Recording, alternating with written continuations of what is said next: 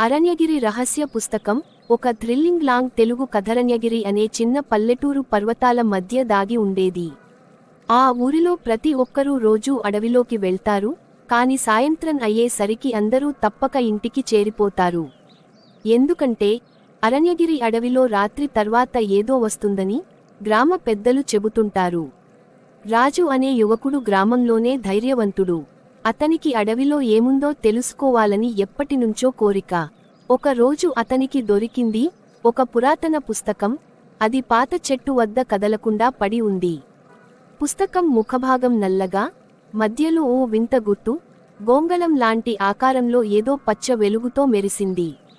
రాజు ఆ పుస్తకం తెరిచాడు. లోపల పేజీలు, ఆశ్చర్యం, అన్నీ తెల్లగా ఉన్నాయి.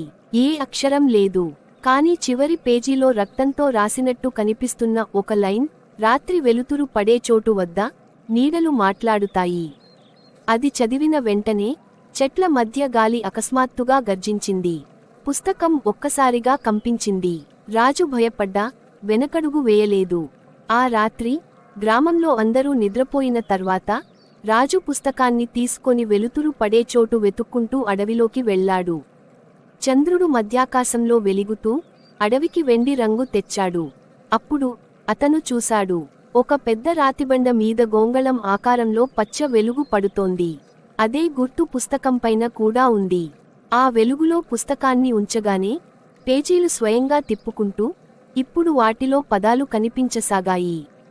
పుస్తకం చెబుతున్నది ఒక అద్భుత రహస్యాన్ని. అరణ్యగిరి అడవిలో నిద్రించిన ఒక యోధుడు ఉన్నాడు. అతన్ని మేల్కొలిపితే గ్రామాన్ని రక్షించగలడు. అతను నశించని శక్తిని కలిగి ఉన్నాడు.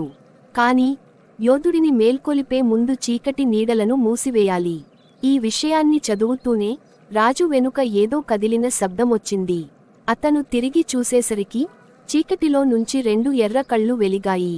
అది మనిషి కాదు, చెట్టు నీడలతో కలిసిపోయినట్టున్న మోటు ఆకారం.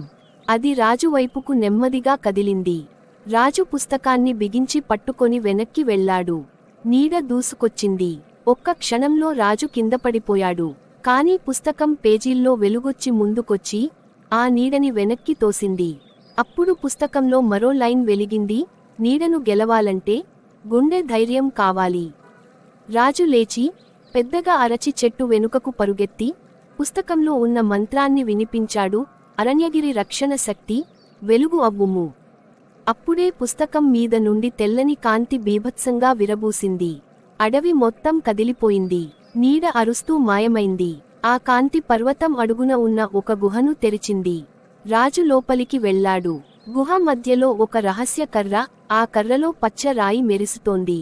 రాజు దాన్ని తాకగానే మునుపటి కాలపు యోధుడి ఆకారం వెలుగులా బయటకు వచ్చింది. ఆ యోధుడు అన్నాడు, నీ ధైర్యం వల్లే నేనెల్లా విముక్తుడిని అయ్యాను. ఇకపై అరణ్యగిరిని ఎవరూ చెడబెట్టలేరు. అడవిలోని వింత శక్తులు నీడలలో కలసిపోయాయి. అడవి తిరిగి శాంతమైంది. రాజు పుస్తకాన్ని మూసి ఒక చివరి పేజీ చూశాడు.